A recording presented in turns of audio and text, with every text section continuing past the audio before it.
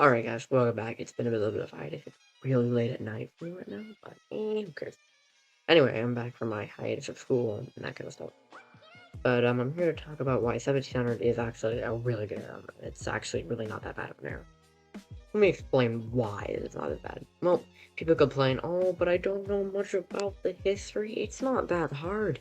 And if you want a basic history lesson, go on Wikipedia. No, it's the most reliable source, but it gives you a basic information of what, let's say, the Spanish War, the War of Spanish Succession, the Great Northern War, and other such wars are out there. It doesn't matter.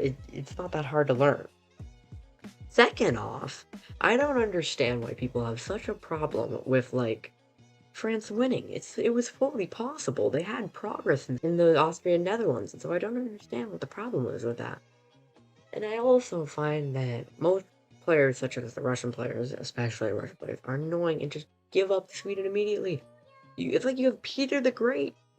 Why would you just give up? I don't understand, but it's not their choice. That's one of the issues. Another issue is that everyone thinks Spain is super powerful, but it really isn't. That's also about Spain. Next on to Sweden. Sweden is a powerful force in the air. Let's not be wrong. But they literally never managed to win against Poland, and most of the time they don't even invade Poland, despite that being one of their main targets after Denmark. Russia is unfeasible. It's not possible to capture Moscow. I mean, it may be. And if Peter, if he doesn't invade Poland, then what's the point of the era? What's Charles gonna do, bro? He's like an 18-year-old or something. You can also play as the French and the Dutch and the British, well, the English, but and also, I will say, people complain, Scotland's independent! Bro, Scotland's independent! It's not! It's integrally a part of Britain by now. It is basically a part of England. I mean, it has been since William III of Orange. It's not like since the Dutch invasion. And that's something I like to rant about, but I'm not going to go into that now. I also have a huge problem with people that just complain about the, like, special zones in North America. What do they call? I don't know what they're called right now. I can't think of it off the top of my head.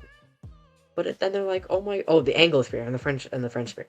They're like, oh my god, they're normally controlled by, like, okay, yes, trade and all that kind of stuff. It's still good to mark because it's relevant to the War of the Spanish Succession, especially in North America. Of course, when the English and French fought there. Also, I will go on a rant about why literally every single Spanish player invades French colonies or somehow doesn't ally with the French, despite that being the whole purpose of the era. Austria in the War of the Spanish Succession plays a huge part. I mean, they defeated the French at Blenheim with British troops, but they also supported, they played a huge role in the war. There never is a player to play them. Every single player always plays France or England. It is just the classic. So whenever I join 1700, I usually play as Austria because nobody ever does it, and it's an integral part to the war. I mean, like, let's take the French advance on literally Austria itself, or the French in Italy, or literally the French on any other ground campaign. English troops never really provided much assistance besides, of course, at Blenheim and in the Netherlands, especially in Luxembourg. They were never really that great of troops, and so they got outmatched. But with Austrian support, they could stimulate the French. The French army was good, and it was well trained. So it might have been able to defeat them, but without Austrian support, the English player is all alone, and they're just getting smacked by France. People like to complain about why African tribes are, like, stupid. I know, and I'm one of those people, too. And I know not a lot of people like to have them, and a lot of people like to have them because they can play with them. My only issue is that I'm in the camp with the people who don't like to have them because people don't actually ever play them, and they're never literally ever relevant to roleplay. Yeah, they aren't. Of course, I mean, they're already in the game, so there's not a purpose, but why waste your time on something that's nobody plays us? I mean, literally nobody on public plays the African tribes. Nobody ever roleplays with them. What's the point? No! Brief smackdown of how the War of Spanish Succession went. France did well, France didn't do well, France did well, and then they made peace because, France didn't do that well in the end. So they kind of had to, they kind of won, kind of didn't.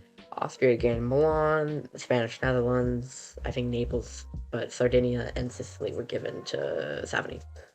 And the French gained the Spanish throne, and that was literally it. And the British gained more land in North America. I mean, they literally, the French kind of, in my opinion, French lost. I mean, they really only gained the Spanish Empire, which was already in rapid decline. I mean, it's poor despite all of its economic reforms, including silver, which caused inflation, yada yada yada, etc. But France kind of, it's arguable that France won. It's arguable that France won. You can tell me in the comments if you agree with me. I mean, look at how poorly the French performed. I mean, they couldn't capture Luxembourg because their armies were overstretched. They were stuck in Namur, Ghent, and other regions, and they were pushed back. I know this is a Wikipedia map, but it gives a good reference to how badly the French performed, especially later in the war, with them withdrawing and losing Calais. Bro, you lost Calais. So that's why I can argue why the French kind of won, kind of didn't. I mean, they pushed back, but they didn't really fully push back the amount of French territory by the end of the war. Okay, this is my conclusion. I will say that the 1700 is a good era. I don't understand why people think it's such a bad era, because it really isn't. There's a lot of action you could do, and it's comparable to 1936 in the amount of war that you get to do, except you don't have to wait. And there's still tons of combatants you can play with good armies, and it doesn't take that much time to get that much information about the war. You could spend 25 minutes reading a basic information, and you know how to basically play the War of Spanish Succession.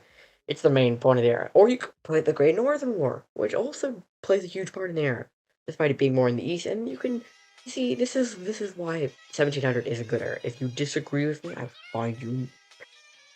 Also, subscribe.